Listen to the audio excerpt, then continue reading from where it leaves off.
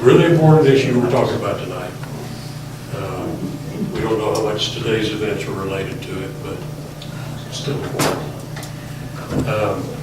We're having this instead of the regular meeting of the Pickens County Democratic Party because we wanted to bring to you two speakers who are going to talk to you about a gun safety issue specific to Georgia. So it's Catherine Grant and Melinda Ennis, and I'm going to ask them to tell you a little about themselves as they come up to speak. Thank you for having both of us here. It was a really beautiful drive on the way up, and North Georgia is a beautiful part of our state. It's not often that we get to come up this way, so appreciate the invitation very much. I'm going to address Senate Bill 101.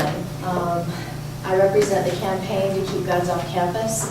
It's an organization that was started in the aftermath of the Virginia Tech tragedy in 2008. We believe that educational environments need to remain gun-free, is really the bottom line.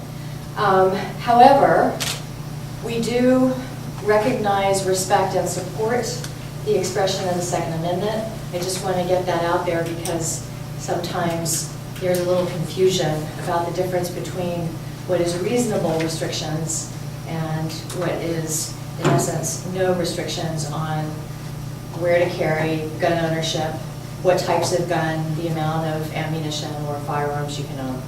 I'm going to disturb this just for a minute to turn the air down for you. Okay? Sure, that'd be great, thank you. How many of you are familiar with Senate Bill 101? Just out of curiosity. So, a little bit. What have you heard about the bill? Anybody want to tell me what you know about the bill? Okay, okay. So, what you've heard has been what? If you recognize the bill number, is there anything that comes to mind when Our representative introduced it. Yes, that's correct. That's absolutely true. Yes, ma'am. It expands the places where people can legally carry firearms. That is correct, yes, yes. And I'm going to be going over that tonight. What I thought I would do is present the bill and give you some background on why there has been both support and opposition to the bill. And then after that, Melinda is going to give a presentation, and we're going to open up for discussions and hope that the majority of our time really is going to be spent discussing the legislation and some questions that you might have for Melinda as well. So essentially, that's correct. What Senate Bill 101 is going to do is weaken existing law, really, is the majority of the bill is actually opening up areas where concealed carry license holders can carry their firearms. It will also weaken standards about how the application process for a concealed carry permit, for example. It will reduce the qualifying age of concealed carry from 18 to 21, I'm sorry, from 21 to 18. I'm sorry, Sure. I can't see. No, not at all. I can't see back here. Oh, well here, let me. That's okay, I just need to get there. It is a little bit of this now. Okay. Right. So, reducing the age from 21 to 18 is not without qualification. You have to show proof that you've completed basic training, for example, and that you have or are actively serving in the armed forces or have been honorably discharged. I know Chuck Hendricks is a veteran, and he can kind of speak to that, perhaps, particularly the piece on honorably discharged and dishonorably discharged, and maybe what the differences are on that. It also changes current laws that restrict persons with certain mental illnesses and criminal histories from obtaining a weapons carry license. All right? So the places where Senate Bill 101 would allow guns now would be in K-12 schools. Oops. You know what, I I'm gonna leave it off, and I'll put Okay, thank you. Sorry for the disruption. Not at all. K through 12 schools, public colleges and university campuses and other post-secondary institutions, meaning technical colleges, houses of worship, bars, government buildings. The government building piece is, for example, post offices. So if there isn't a full-time security person there during operating hours, you will be allowed to carry a concealed handgun. Airport terminals, this is interesting. So part of Senate Bill 101 reduces the penalty from a felony to a misdemeanor, which is a traffic ticket, if you get your gun or guns through the TSA security checkpoint. So if you pass through security at Hartsfield-Jackson International Airport, which is the largest airport in the world, serving 92 million passengers a year, the space between the security checkpoint and the door of the airplane, from what I understand, is still kind of a gray area, whether it's state or federal. Once you get on the plane, that space is designated as federal space. That's very clear.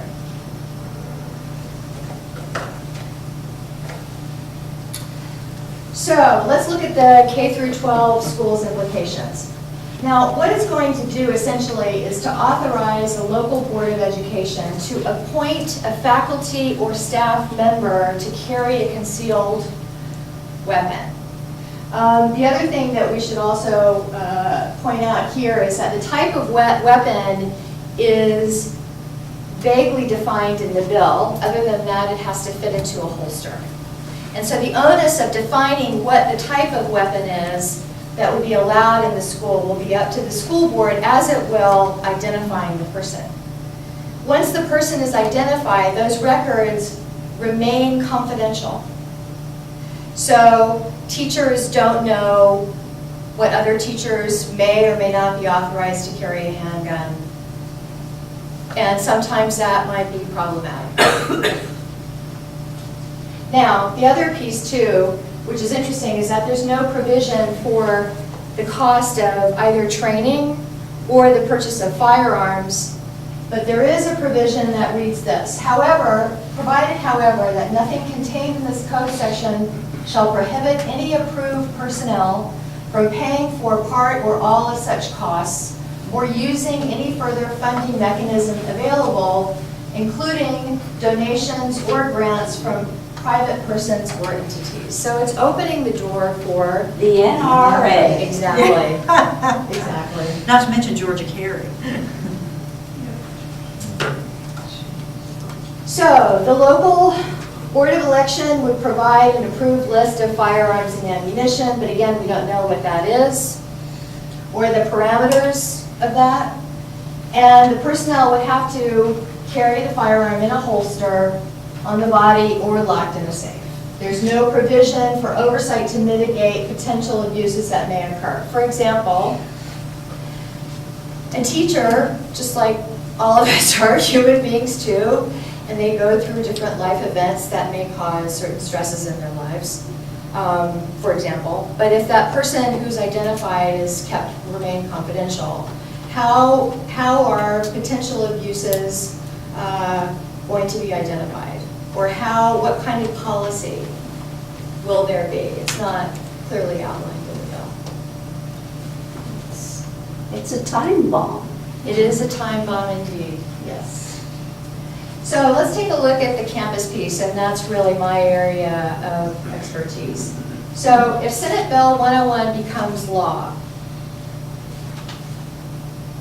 you will not need permission to carry a firearm onto college campuses, all 31 university and colleges in the state. The only area that you will not be allowed to carry is in residence halls, which includes fraternity and sorority houses, dorms, and sports stadiums. At Valdosta State, for example, and University of Georgia, I'm sure does too, as part of the graduate marriage and family therapy program. There is a clinic that offers services to the public, mental health support clinics. Because this clinic is on university property, a concealed loaded handgun, assuming that the person has a license, will be allowed inside the therapeutic settings of mental health counseling sessions. So, guns will be allowed in classrooms, theaters, faculty and administrative offices, labs, food courts, all common areas, outside and inside, and mental health counseling centers, I said. Now, there's no provision to fund how we're going to screen these areas that will remain gun-free zones. So if you're not allowed to carry into the sports stadiums, how are we going to identify whether a person is carrying a weapon on them or not? That's not clear, nor is the funding. And how these gun-free zones will be maintained, or again, how we're going to implement the gun-free zones without screening devices or personnel. In houses of worship, government buildings like the post office, Senate Bill 101 will allow houses of worship, should they choose to, allow concealed carry. And the same is true in government buildings, meaning that if there is a security personnel, as I was explaining earlier, during the hours the building is open to the public, then you would be able to carry. Now, in March of this year, the Board of Regents did something that was very unusual. It was unusual for them in Georgia, it was unusual across the country. And what they did was they issued a statement that was signed by all the members of the Board of Regents, the 31 presidents, and supported by all 31 campus police chiefs. And the statement read this: "We are deeply concerned about proposed legislation in the Georgia General Assembly that would permit firearms on our campuses, in our classrooms, student centers, and our academic and administrative buildings. We firmly believe the current law promotes a safe learning environment for our students and working environment for our faculty and staff." That was a very clear statement in opposition to this legislation. Who else opposes campus carry? The American Association of State Colleges and Universities. While police are extensively trained to deal with crisis, students or university staff are not. Even with the best of intentions, armed students or employees could escalate an already explosive situation further, accidentally cause harm, or use a gun in a situation that is not warranted. Who else opposes campus carry? The 31 police chiefs within the university system of Georgia. And this list here is a for example of the associations that represent professionals within our academic community. And there are many more. Colin Goddard was a student at Virginia Tech. He was in the room where the shooter took his own life. It was also the room that experienced the largest number of casualties. Of the 27 students in the class that day, 17 students in his class, 7 walked out, 10 did not. He was shot 4 times. The shooter came in, shot him twice, left the classroom, went to the classroom next door, came back in, and shot him twice again. Now, you would think that someone who has 3 bullets still lodged in his body, who was on the other end of a barrel, who was part of what is still the deadliest shooting in U.S. history by a single gunman, claiming 33 lives, including that of the gunman, would be in a position to know what it's like to be in that kind of scenario that is used oftentimes to support the argument that guns need to be on campus. We need to make sure that the good guy has a gun. Of the 17 survivors that day, faculty and students, not one thinks that guns would have made any difference that day or that guns belong on college campuses. Parents and family members, go back one more time. Let's take a look at Sandy Hook. There are a couple of amazing foundations that have sprung up, organizations that are doing work right now. The Newtown Foundation is one of them. Parents and family members of the 20 children and 6 teachers gunned down at Sandy Hook have been very active, most of them, in this movement. Public opinion actually is on our side. The majority of Americans and the majority of Georgians, believe it or not, really think that guns in school is not a good idea.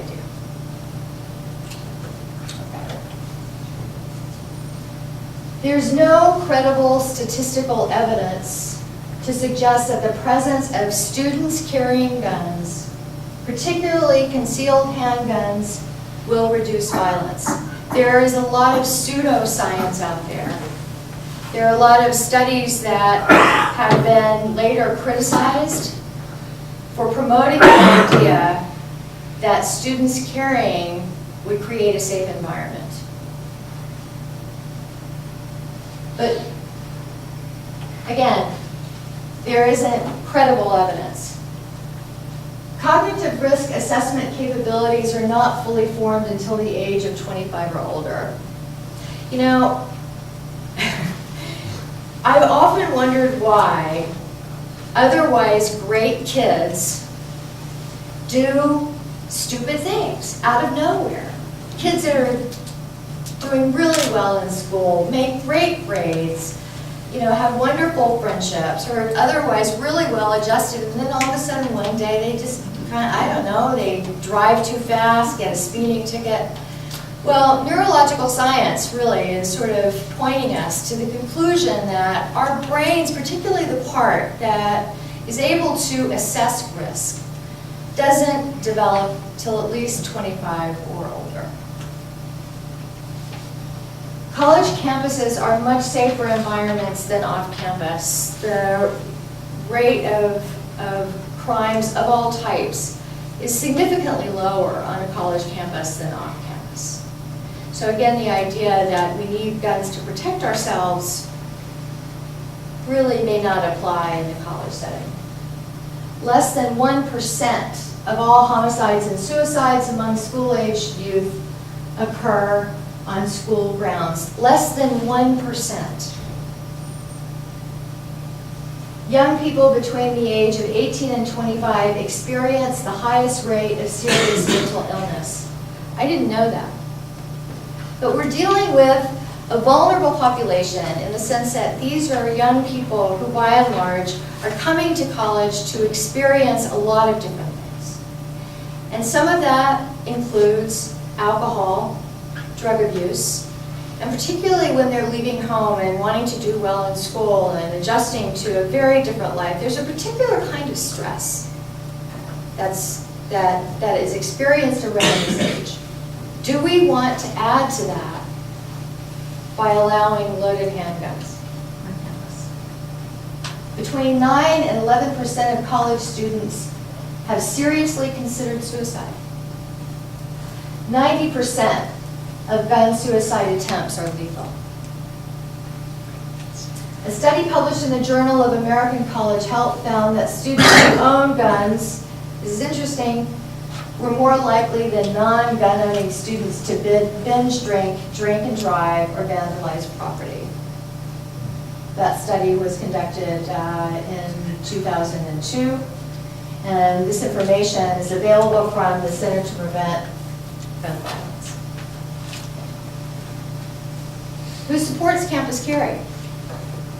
Well, in Georgia, there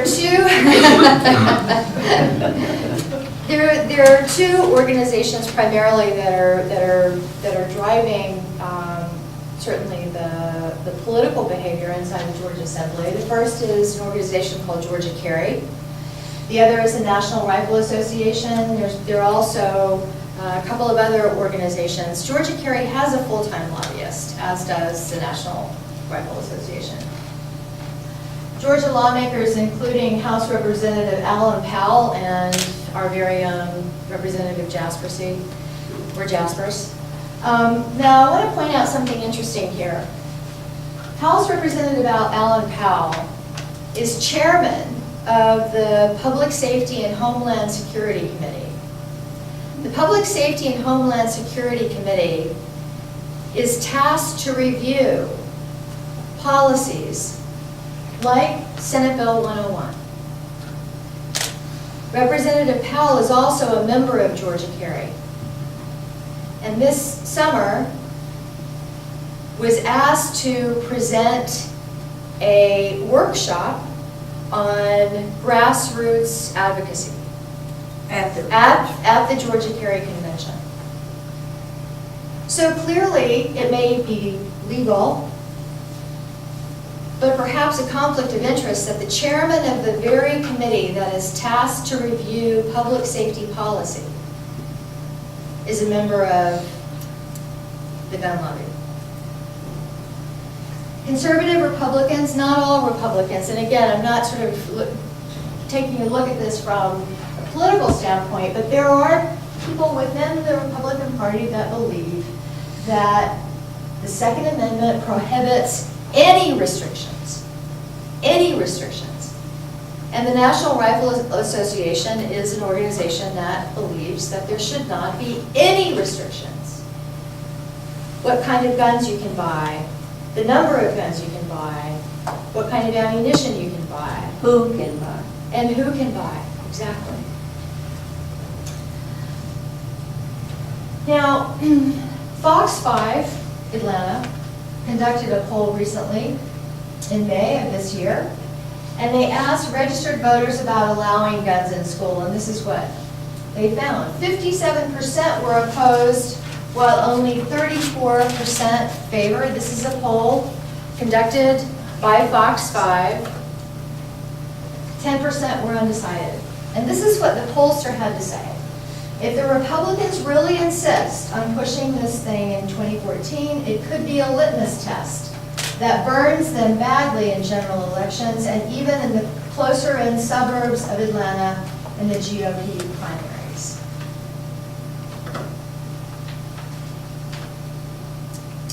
So why do the majority of Georgians say that Senate Bill 101 isn't a good idea? Because common sense tells us that more guns introduces greater risk of accidental discharge or misuse. There was a study that was released this week in the American Journal of Public Health, I believe, that I wasn't able to source because it's literally sort of hot off the press, and either you have to source the hard copy, but it's not published online yet. But it is the largest study to date. And essentially what it's measuring is the rate of gun violence, the incident rate of gun violence with the number of guns available. And the conclusion is more guns equals more gun violence. Campuses are not currently equipped to ensure students maintain their permits. How are we going to know what students have, current permits or not? College years are a time of personal development when students are still learning how to manage emotions, cope with stress, develop mature relationships, and resolve conflict. College students are at a greater risk of alcohol and drug abuse and suicide. That vulnerability combined with proximity to a lethal weapon. I'm sorry. During an active shooting, who is the bad guy with the gun? I don't know if there are any law enforcement members here, but oftentimes that is what, maybe we should bring somebody in. Oftentimes that is the scenario that creates the most anxiety when I talk to campus police chiefs. If you have two students who have a loaded gun pointing them at each other, and you arrive on the scene, who is the good one? Who do you shoot first? What about students who don't want to live, work, or socialize with someone who carries a weapon? What about students who are going to class thinking to themselves, is somebody next to me carrying a concealed weapon? What happens if bad news is delivered to students or faculty? That's what I oftentimes run across when faculty talk to me. How am I going to hand out a failing grade? That's right, that's right. Published research and polling of students, and I have all these studies available. Conducted between 2011 and 2013 reveal that the overwhelming majority, 70% or more, and many of them much higher, oppose allowing guns on campus. What about that second one on there, about insurance?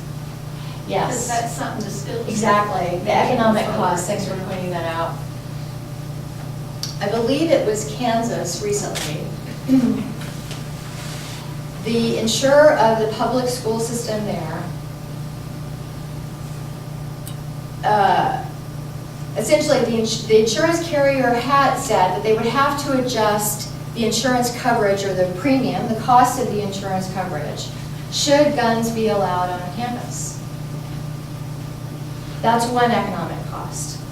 The other is schools have to be increasingly competitive. In Georgia, we know that the education budget has just been slashed. Out-of-state tuition, or students coming from overseas who pay full tuition, have real benefit. Students will have a choice whether or not they come to Georgia. Or researchers, or top quality talent of all kinds. So there are many costs associated with implementing this bill that aren't detailed in the bill. This is a statement, a joint statement released by APCA. That's actually the name of the organization, but essentially what they, a group of 15 or so organization got together to issue this statement. We believe that the possession of concealed weapons on campus poses a threat to learning and working environments on college campuses, and thus may undermine the institution's mission and goals. We wish to see state governments honor the right of institutions to create and enforce policies that protect students and its stated educational missions. What is the role of education? And how will introducing concealed firearms impact that environment? Thank you. Now, Melinda Innes. Let me just take a second to set mine up.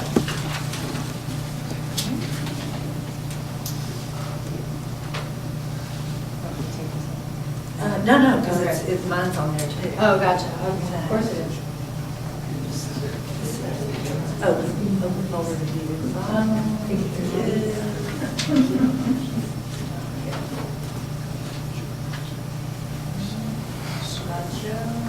Thank you. What? Oh, no problem. First of all, my name's Melinda Ennis, and I'm here tonight in a couple of roles. I've been working with Catherine for quite a while. We worked in the last legislative session. I'm the newly appointed executive director for Georgia's Win List, and what Georgia's Win List does is we're a political action committee dedicated to identifying, training, recruiting, and endorsing women for political office, progressive political offices, specifically Democrats, in the state of Georgia. So we work at the legislative level. So hopefully we feel like that while this issue is really, the gun issue is not necessarily, is really nonpartisan. It tends to be, but there are many Republicans who also are with us on this issue.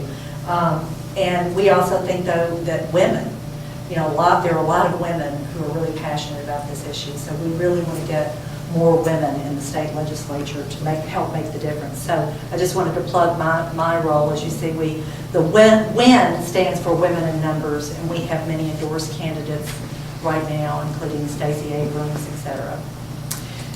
So I'm also here as part of the Georgia Gun Sense Coalition that was formed with Catherine's group. I represented at the time, and I'm still a member, but I had to resign as co-chair of Moms Demand Action for Gun Sense Georgia chapter, which is a nonpartisan organization. And since I've gone to work for a Democratic organization, I had to resign as co-chair, but I'm still an active member. And Moms Demand Action for Gun Sense was started in the wake of Sandy Hook, and I'll tell you a little bit more about that. But we formed the Gun Sense Coalition to fight this legislation that Catherine just presented. It started out in the last legislative session as a Senate bill that got passed. It didn't have all that stuff in it that she talked about. It passed in the Senate, went over to the House, and Rick Jaspers, who had authored his own bill, added the stuff about in church, in schools, on campuses, etc. Rick Jaspers added it. The House passed that bill, and it went back over to the Senate. And because of the lateness of it going back over, it stalled, and so the session ended before anything could be done. But we're here to enlist as many people as we can to stop this bill before it gets back there, and because we know it's going back. And so we've got to try and stop it from going back to the next legislative session. So we joined together all these different groups: Moms Demand Action, the Campaign to Keep Guns Off Campus, the Young Democrats.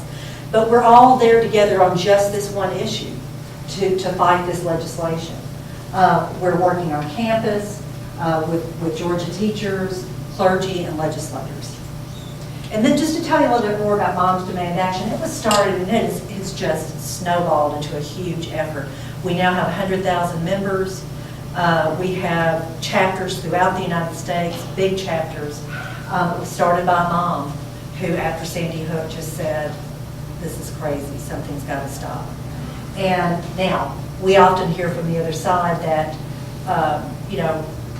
the Adam Lanza. Thank you. That he wouldn't have been stopped, his mother gave him his guns. He obtained his guns from his mother. Wasn't like the Virginia Tech shooter who got some of his guns from the internet, which we're trying to stop. Regardless, the fact that these kinds of weapons that can fire 50 rounds within minutes are available and so easily accessible, that's the point, and that's the point that Moms Demand Action is making. So you don't have to be, by the way, a mom, because we feel like, metaphorically, all the children are our children. So, if you'd like to get involved, and I'll show you some addresses and stuff, it's a great organization, very grassroots, and we do things like lemonade stands, and then we pass out literature. The lemonade stands are, Congress is giving us lemons, so we're making lemonade. So, we really, it's a great organization that's taken off, and again, just to fight, and specifically there's a federal and a national level. We fought the federal, we tried to get Manchin Toomey passed, but as you guys know, it did not pass. And in fact, our U.S. senators here did not vote for it, Isaacson and Chambliss. So, what are we doing, and what would we ask you to do, hopefully, is to get involved. Some of the things we've done, Catherine and I and some others worked with the Brady campaign. They came down, they sent their national policy advisor. He was here for the National State Legislators Conference. And he gave us a lot of good strategic advice on specifically working on this bill. And at that same National State Legislators Conference, Catherine and I talked for about an hour to your representative, Rick Jaspers, about all of these issues. What's his excuse? And that's what I wanted to tell you. We had a very nice, literally an hour-long debate. He believes very strongly that children or young people on campus need to be able to protect themselves. That for instance, a young woman walking to her car late at night has no protection, so she needs to have a gun. And I said, well, I've got a 19-year-old son at Georgia State, and I believe just as strongly that I don't want him walking around campus with people he doesn't know, as Catherine described so well, volatile kids at that age walking around with a gun. Not to mention that accidents happen. Guns go off. A woman, a gun went off in a Starbucks not too long, a couple of weeks ago. He said, and he did say this, he said, that doesn't happen. Accidents don't happen. And so he did say that. On the training issues, because we believe, Moms Demand Action believes that people should receive training. If we believe if you want to get a firearm, go get a firearm, get a license, get a background check, be trained. And so we, of course, describe that similar to the way you be trained to drive an automobile. Very dangerous weapon in the hands of someone who's not trained. And he said, yes, totally different. Guns are right. Driving is a privilege.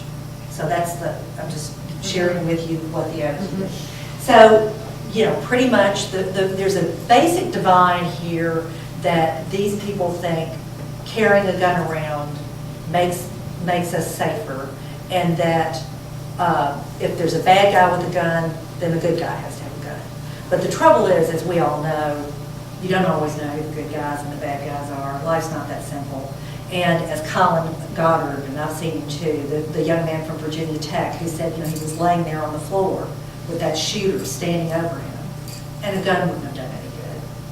I mean, he said, I can't describe to you the terror of your mindset at that time. So having a weapon would have done no good. As far as churches, the clergy, we work with all the clergy in Atlanta, but that's something we'd love to engage your clergy in other areas of Georgia to help us. We've engaged the rabbi at the temple in Atlanta, and including Reverend Warnock at Ebenezer Baptist. And if you guys may remember, Dr. King's mother was shot at Ebenezer Baptist while she was playing the organ. Even still, Reverend Warnock said, what if people had stood up and tried to kill the shooter? Other people would have been killed. So, again, this idea that we can all protect ourselves like the West, like the Wild West. And even, by the way, I did some research on this. Back in Tombstone, Wyatt Earp made you leave your guns outside the city when you came in. That's why he fought the gunfight at the OK Corrals with the Flanagan's. Let me just, did I skip one? No, I did skip one. This is the how you can help section. There it is, right after that one. One more. Oh, there it is. Okay, sorry. How you can help. Well, no, there was also some other, okay, well.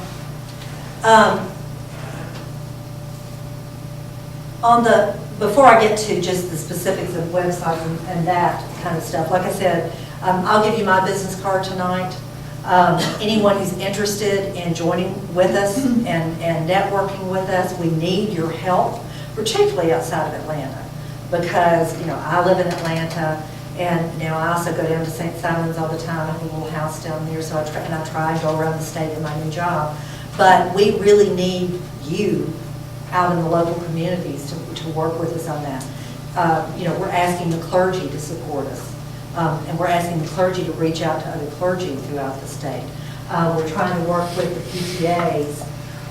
Particularly, there's a new head of the Georgia PTA. So anyway, any thoughts you have, no idea is a bad idea, please get to us. I'm going to hand this, I can send this to anybody who's interested. In the middle. That's our battle cry. A little Glenn Miller. Okay.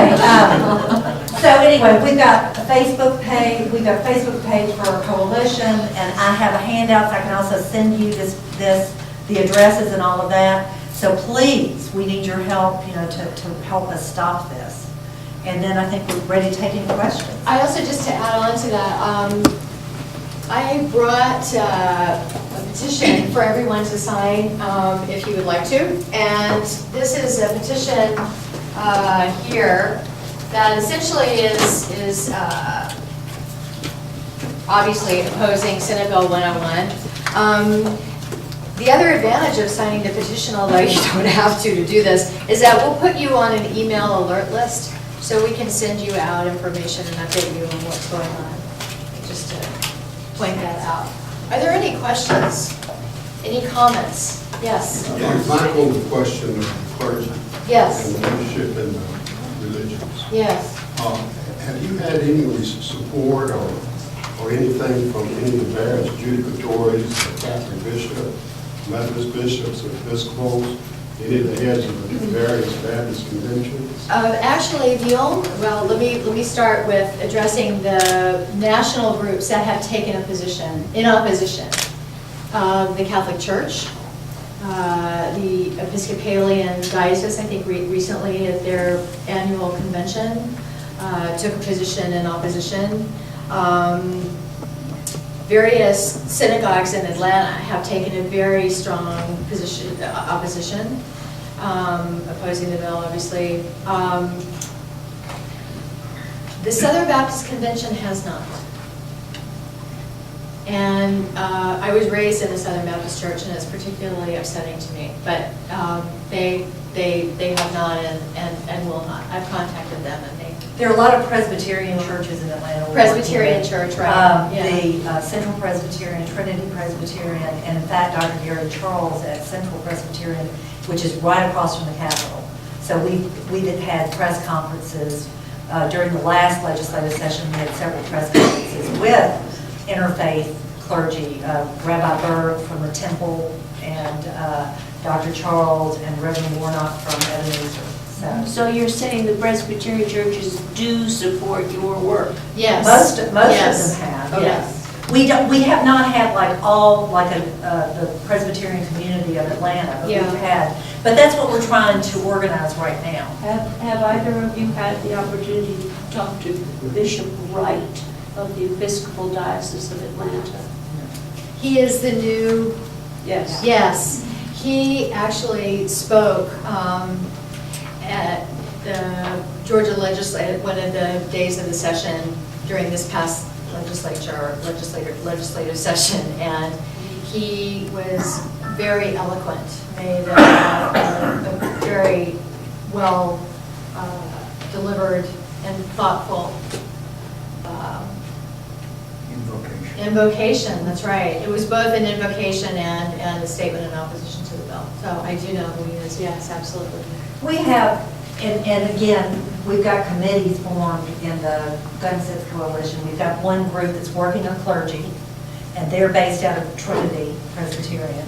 We have one group, the Moms Demand Action's trying to kind of taking the lead on the K through 12 issues, working in the schools. We've had a lot of problems with that because the PTAs don't want to get involved, so we're going to try and attack it from the state level. The clergy groups I mentioned, and one other group that we're working with is the healthcare community, in particular the CDC, because this is a public safety, public health issue. The CDC and Grady, because Grady, of course, Grady Hospital is the #1 trauma center in the state. And a lot of the people who come in there are gunshot victims. So we've had involvement from both of those sectors. And, you know, the NRA have famously negotiated funding cuts to research, particularly the CDC has been hard hit by that. Some really brilliant research was going on, and the funding was just. Oh, yeah. And it's sort of a legislative sleight of hand that takes place. It kind of, slips in on an unrelated bill. So we're fighting for funding again. Yeah, the research, you're talking about the research on the correlation with gun violence and guns that the CDC was working on? Right. Yeah, and that was about, 4 or 5 years ago? Right. And then that was just stalled. Just stopped. Yeah.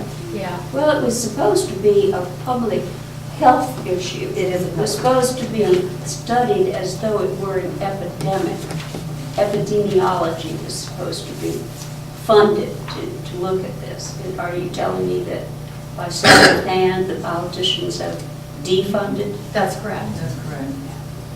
And I can send you, actually, there was Dr. Mark Rosenberg, who is one of the lead, maybe, of that particular study that you were referencing, just recently came out with an article, statement about the problem that happened and why.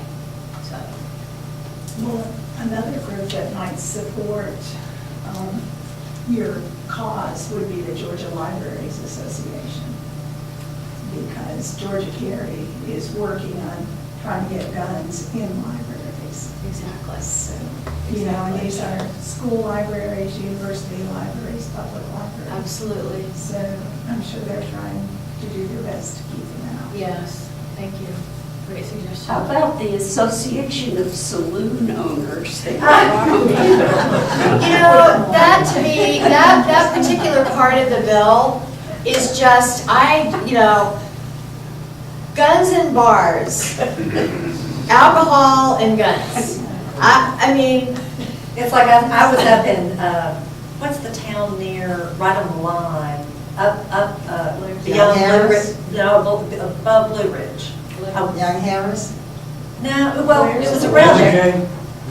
No, it was past LJ. Anyway, we were at a mountain house, my husband and I did. Not Blue Ridge. No, beyond, above Blue Ridge. Blair's? I watched it. Blairsville? Young Harris? McKaysville. there you go. Thank you. Sounds like McKaysville.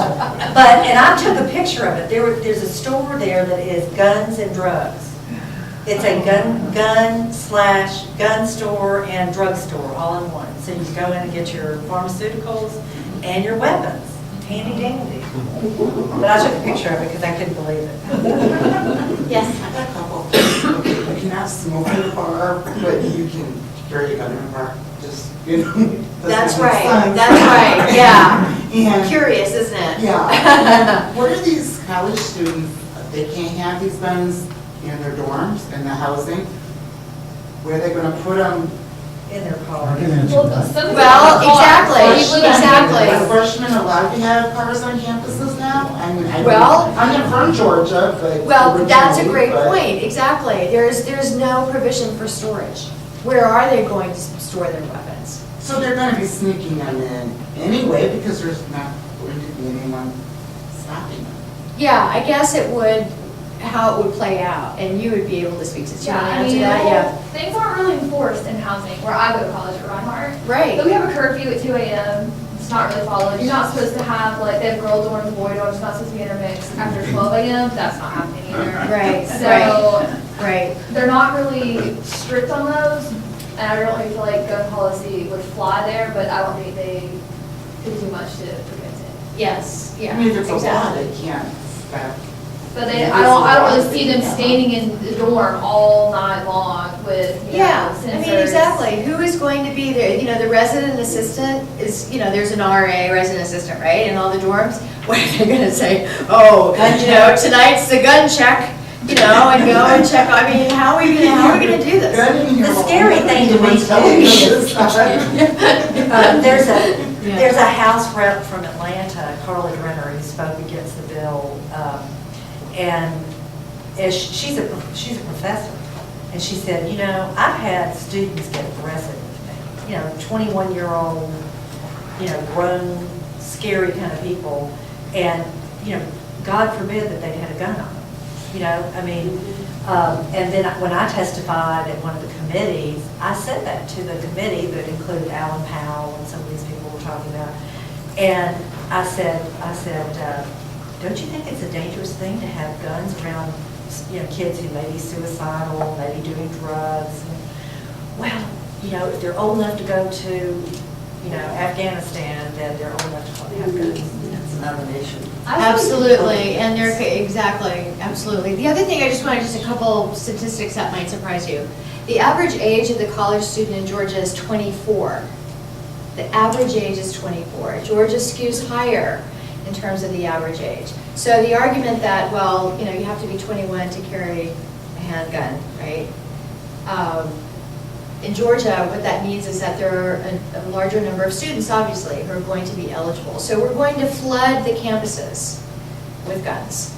And just doing some preliminary numbers, if 1 out of every 50 college student who is eligible to carry in Georgia brought a gun to school, there would be, I think the number was 1,500 extra guns.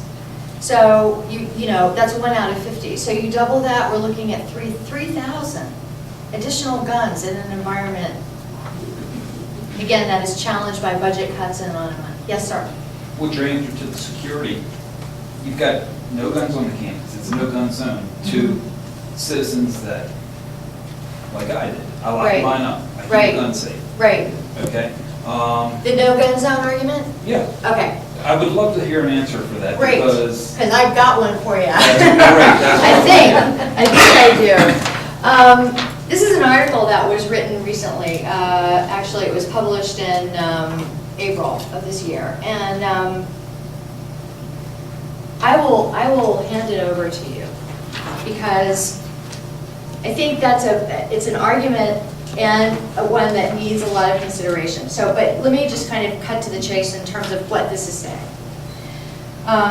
So, Second Amendment activists have long floated this theme, and now lawmakers across the nation are using it too. During a recent floor debate in the Colorado legislature, Republican State Rep Carol Murray put it this way: most of the mass killings that we talk about have been affected in gun-free zones. So when you have a gun-free zone, it's like saying, come and get me. The argument claims to explain both the motive behind mass shootings and how they play out.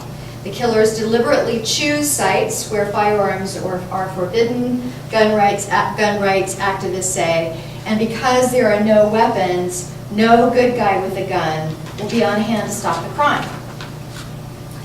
With its overtones of fear and heroism, the argument makes for slick sound bites, but here's the problem. Both its underlying assumptions are contradicted by data. Not only is there zero evidence to support them, our in-depth investigation of America's mass shootings indicates they're just plain wrong.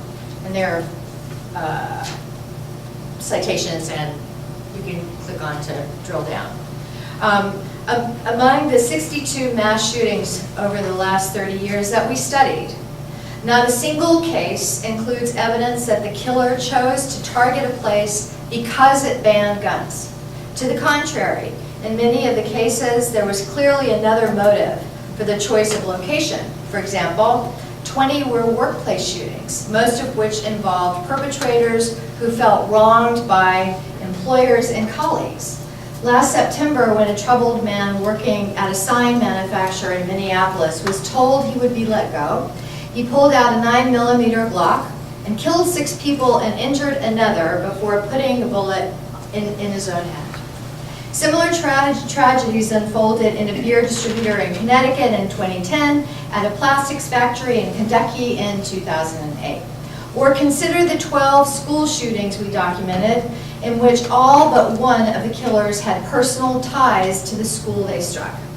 FBI investigators learned from one witness, for example, that the mass shooter in Newtown had long been fixated on Sandy Hook Elementary School, which he'd once attended. Or take the man who opened fire in suburban Milwaukee last August. Are we to believe that a white supremacist targeted the Sikh temple there not because it was filled with members of a religious minority he despised, but because it was a place that allegedly banned firearms? Proponents of this argument also ignore that the majority of mass shootings are murder-suicides. 36 of the killers we studied took their own lives at or near the crime scene, while 7 others died in police shootouts. They had no hope of surviving, and so on.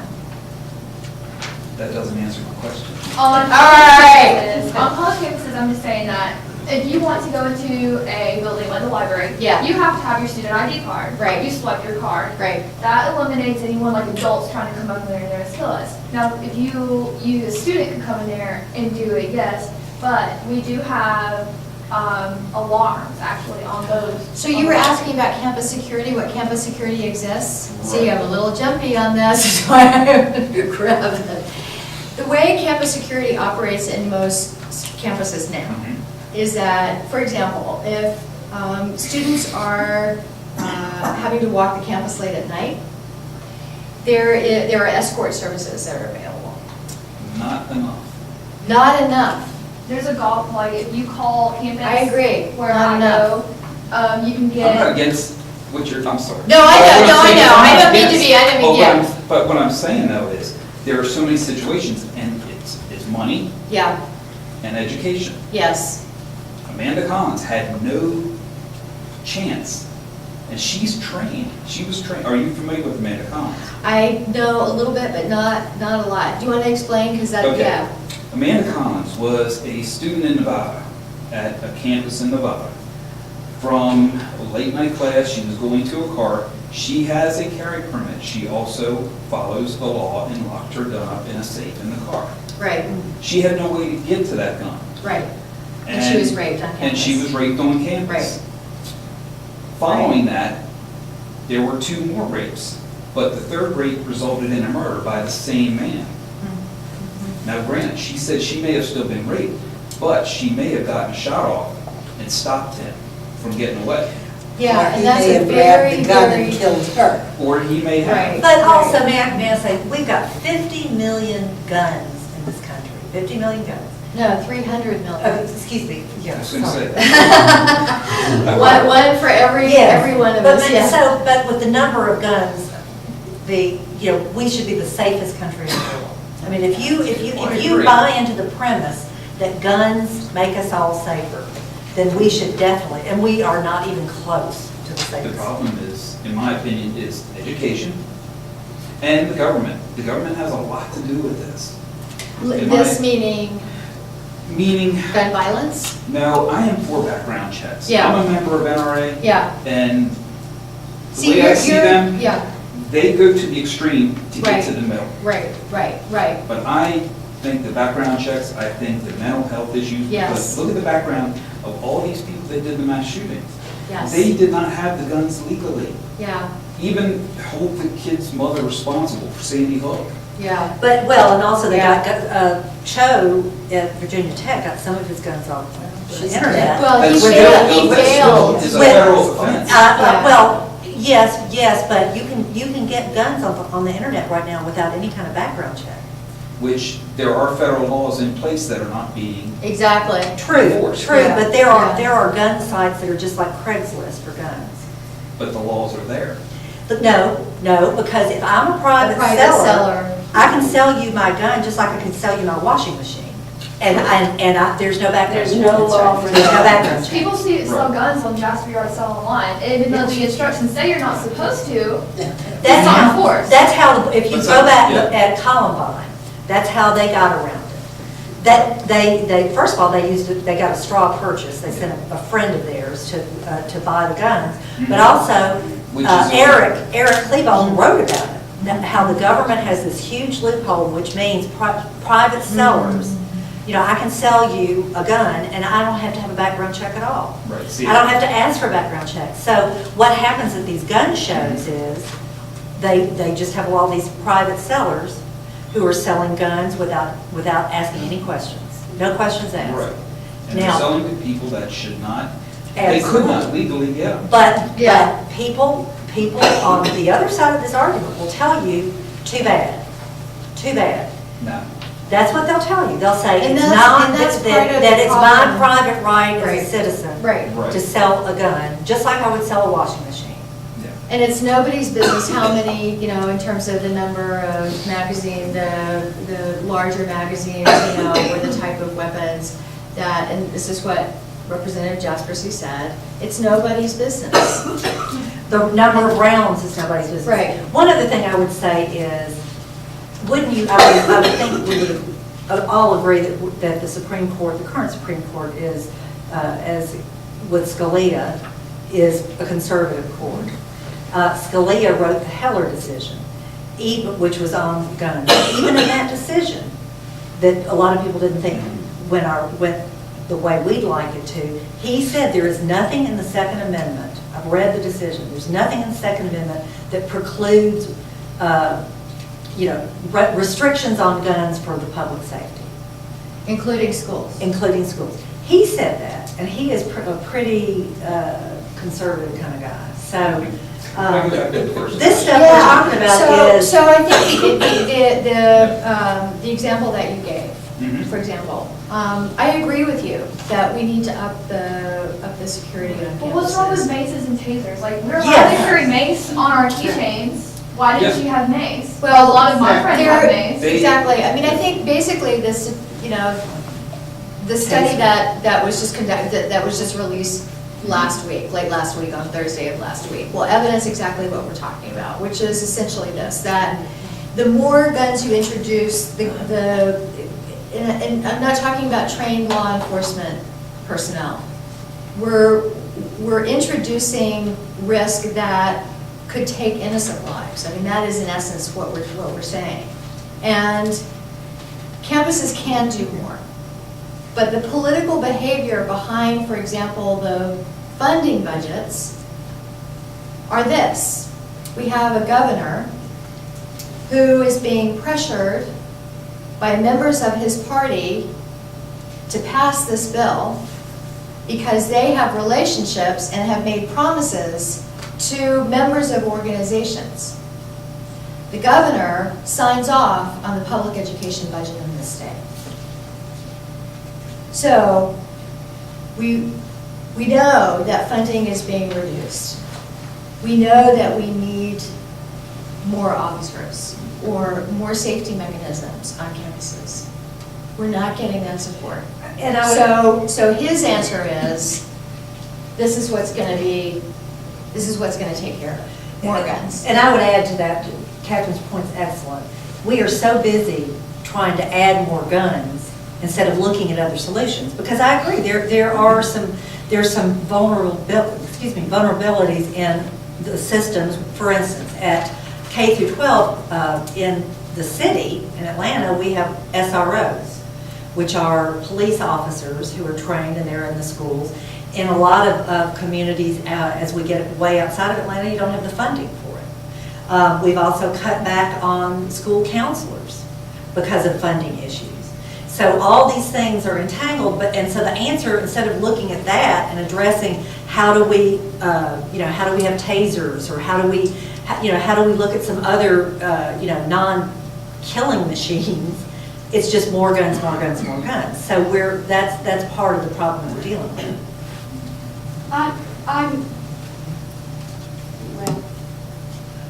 Let me try to think of a way to say this without getting too emotional about it.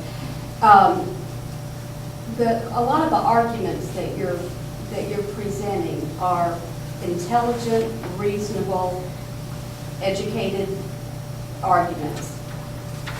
I'm wondering if a more effective means of battling this is to show where the money is, what the money is all about, who's profiting from the sale of guns and ammunition, because I so believe that I'm probably an extreme about guns. I just despise them in so many ways. She's a kindergarten teacher.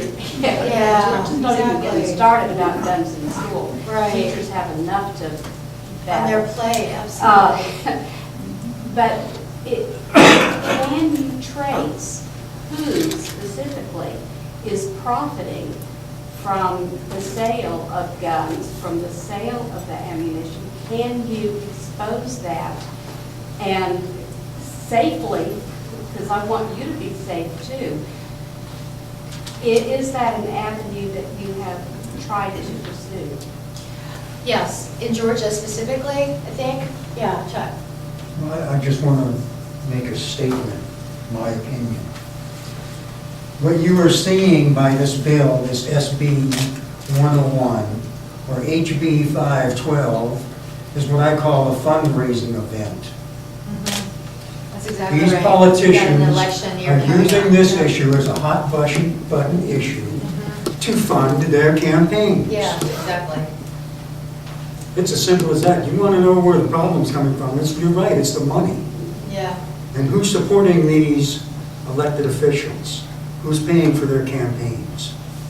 The National Rifle Association has a lobbying arm that donates a significant amount of money. But it's also political, the National Rifle Association and the gun lobby are extremely well organized. And so it's not just the money, but it's votes. They deliver votes.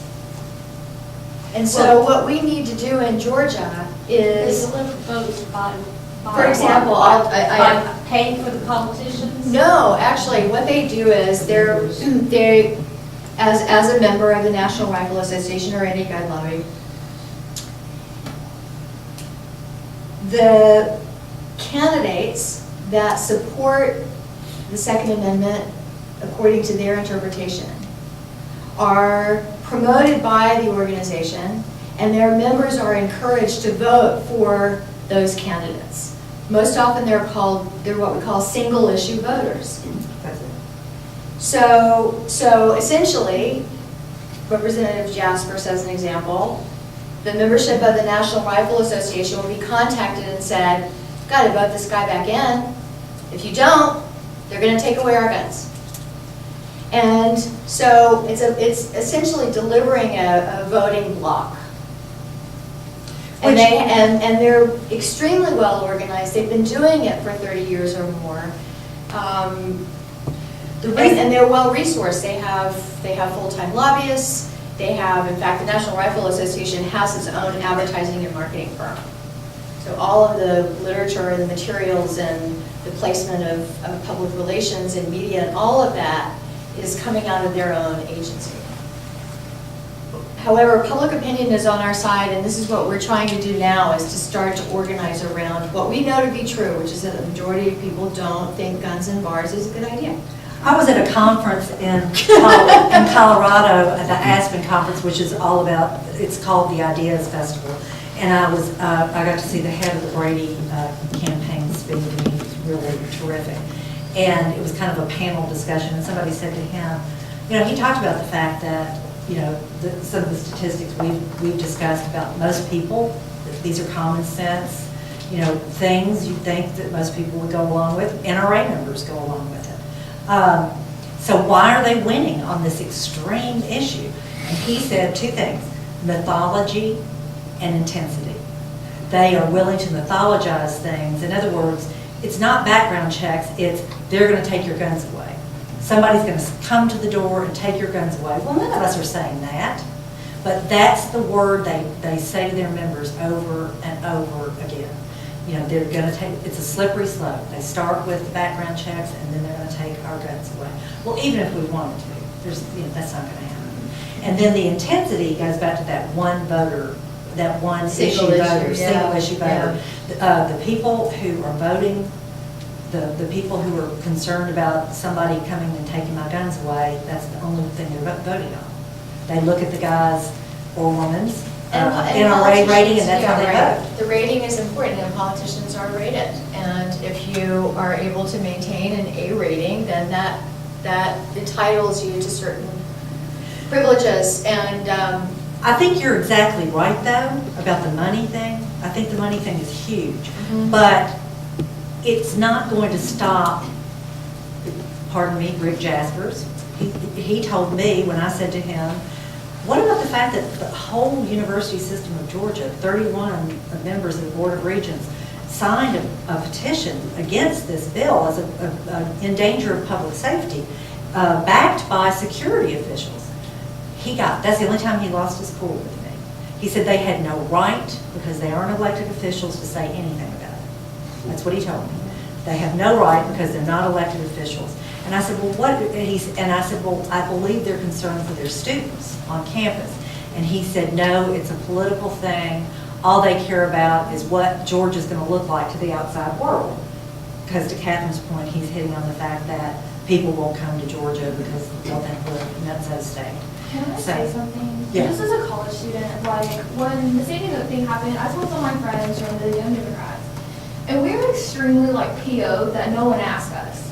Yes. No one asked college students, how would you Exactly. feel if someone walked around campus with guns? Exactly. We go to parties, we're not, we're Right. gonna do stuff like that. Right. I don't want to go to a party and have like 20 people walking around with a gun. Exactly. Because parties aren't just getting drunk and having a good time. That's not what Exactly. happens. Exactly. Sign here. You've just been recruited to start a campaign on your Yeah, campus. and exactly, and you tapped into a really good point. It's just a kind of. We're trying to it's- organize It's dismissive. It's dismissive of students, of teachers, of staff. There are 300 and some odd thousand students in the university system of Georgia. I will leave Georgia. If this is what it's gonna come down to, I'm gonna leave. I will drop out of my college and I will go somewhere else. Well, exactly, and that's right. And your lawmaker needs to hear that.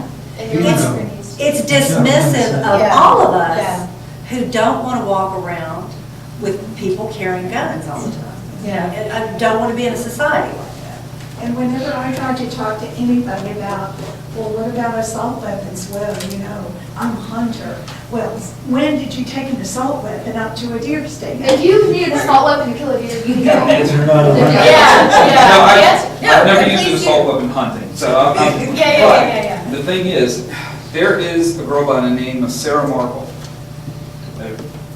Have you heard of her? No. Sarah Markle? Merkel. Merkel, I'm sorry. Yeah, she is a high school student in Maryland. She is getting her grants using her Bushmaster AR-15. Oh, she's a sportsman. She is a sportsman. Oh, she's a, And like, she yeah, is getting right, her grants to the, Right. to her right, colleges. Right, right. And there are many colleges that have shooting teams. Yes, in Georgia too. Yes. Yeah, exactly. Yeah, we're not talking about, very obviously. That's yeah. She was bringing up the AR-15, but there is a purpose for that. Okay, That's okay. an entirely different subject. Oh, it is, but she was The bringing up purpose of the an AR-15 military. is to get a scholarship. But, Well, shooting teams like for the Olympics. I'm just saying that's. yeah, It's a little bit reaching.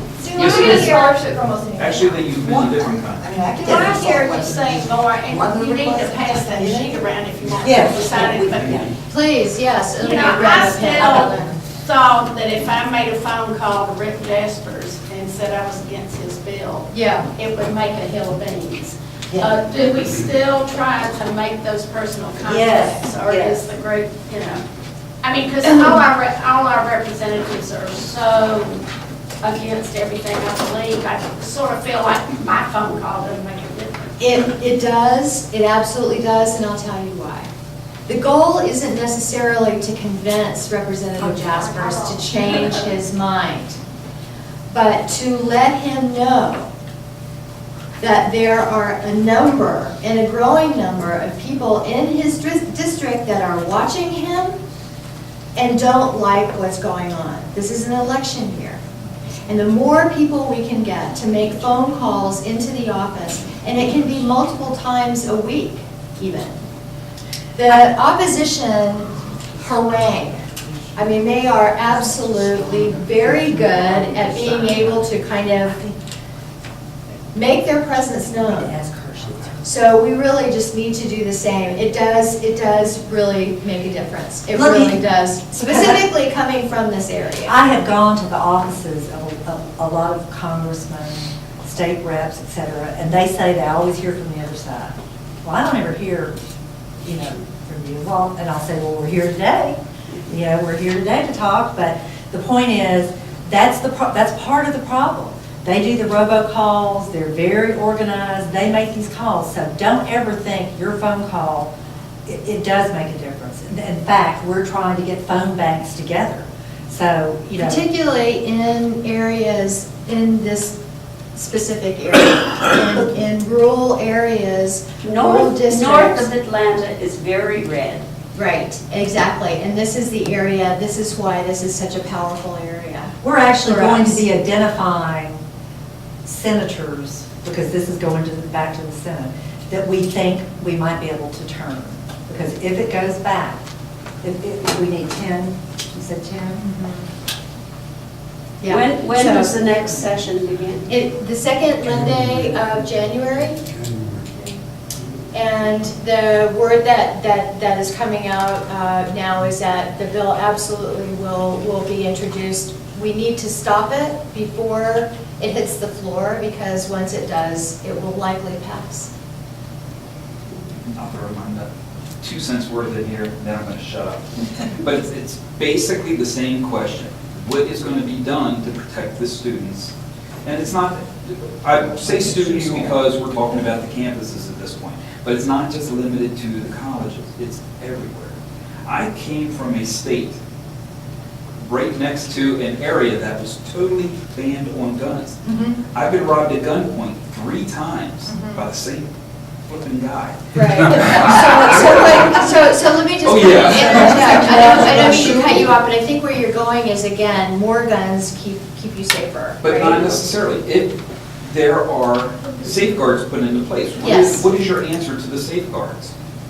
More counselors, more school counselors. But what will keep the Well, we can't criminal, afford it. to refer to them as? Right, so, What would so, keep them over there? so what is true is that campus environments are much safer environments than off-campus environments. We're thinking right now in terms of being off-campus. College campuses have lower incident rates of violence of all kinds, burglaries, 6 times less. You Right, said 1%. 6 times less. You said 1% in your presentation. of homicides. So all to say that we're talking about a different environment that has lower incident rates. I don't know if there's a panacea to fix bad things that can sometimes happen. I don't think it's gonna I protect wish- us 100%, whatever's gonna, Right, whatever it is. right, and that's an Right. unfortunate Yeah. reality that we as what we're Yeah. trying to do is work on other mechanisms to improve, our health, mental health facilities that are more readily available. Georgia needs to do a much better job of making those available to, I was going to say, mental health. Georgia's a wonderful state. That's why we moved here 18 months ago. Right, yeah, exactly. This That whole is why gentleman we has- moved out of Maryland, D.C. Okay. Glad you're here though, thank you. Is there any current law, or does this law address polling sites? Because in my county, Hall County, every one of my polling sites are either in a church or a government building. And if there's one place that I do not want a gun, and Actually, then they would be protected. Polling sites are protected. Yeah, so in other words, you would not be able to, or any, concealed carry would not be allowed. Wouldn't need to, because you have security. Right. So there's the so answer. even if this law passed, there's an exception. If There's actually an exception for polling sites and probably for the very reason is that security is there already. So the assumption is, but this is what's interesting, in Texas, in the Texas state legislature, you can carry concealed weapons into the government, into the Capitol building. I didn't know that. I used to work. But not in Georgia. No, you Not can't. even if this bill passes. So it's okay for everybody else to be carrying guns and have guns in their schools, but don't bring them into the Capitol building. This bill is more than about carrying weapons on campuses. This is about carrying guns in a whole bunch of places. You need to keep that in mind. And actually, the airport restriction was specifically because of a lot of legislators were going through the airport, and a couple of them were, I forgot. Alan Powell being one. Yeah, I forgot I had my gun on me. And so, they didn't think that should be a federal offense because, they had the gun on them. So that's why that whole airport thing got in there. I'd like to ask a question of Paul, who's on the Board of Election in Pickens County. Have y'all faced the question of making sure that there's security officers at all polling places? You cannot keep a security office at all places. We don't have the funds. The commissioner will not give us enough funds. We know there's not to be a weapon in a public place or a camera, but it's up to us. there with the We do observe, and if we think, we question.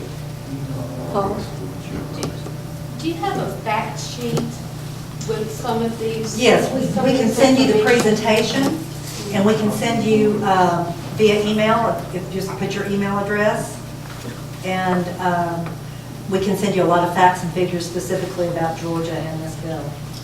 Like, So, even having someone there with a gun standing outside, it still makes me nervous. Like, he makes me nervous out there. And I'm still like, it's not that it's him, it's like, what if someone can get a hold of a uniform that, oh my God, it's like, oh, we think we're safe, but are we? Talking about It makes me putting nervous. on uniforms, Yeah. going into government buildings. What happened today? What happened this morning? Yeah. It doesn't make me feel safe either way, because it's still a gun and it's still a person. And it doesn't mean that that person's a bad person. They're a person, they're open, like, they're just as susceptible to feelings and emotions and anger and everything else just as we are. Right. No, I mean, I couldn't agree more. I mean, the presence of guns does not make me feel safe. I don't want to go to That's school one that has for grabbing the gun. Right, If right. they're mad enough and Or- they don't care, They're gonna get you anyway. they can get the gun. yeah. But back to the point of whether you should call, I kind of like to, I know time is getting tight here, but, when I first started this work, I would talk to these people and, it was just like, it didn't seem like anything I said mattered. And I told a friend of mine, I felt like it was like pouring water on a rock. It was just pointless. And he said, well, if you pour enough water on a rock, you get the Grand Canyon. And, and I try and remember that always. I mean, I think we will persevere on these issues ultimately. It may not even be in this session. I hope to God it is. But, we will ultimately persevere because I think we are right. It's common sense. It's just common sense. You're saying to call, do you have a number? I gave you my card and And I then. have also information here that I want to give to everybody. And And if we have, are we getting everybody's email addresses? yeah, Okay. yeah. Because and- we will send you, like I said, I'll send you the presentation that has the websites and the phone numbers and all of that. That's another thing, see, I was at a bar, Thank you so much. and it's been maybe a year ago, it's a little over a year ago, it's been flying to Georgia, I'm from Indiana. Thank Within you. a half hour after I left that bar, there was a deadly shooting.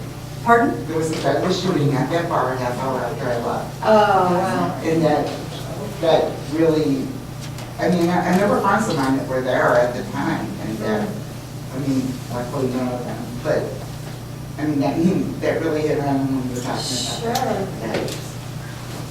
Yeah. Absolutely. Yeah, it's just that the presence of guns, that's, my mother was telling me in And Memphis. alcohol, I just can't. But my mother was telling me at the Orpheum Theater in Memphis, a woman had a gun in her purse and she sat the gun down and shot her husband.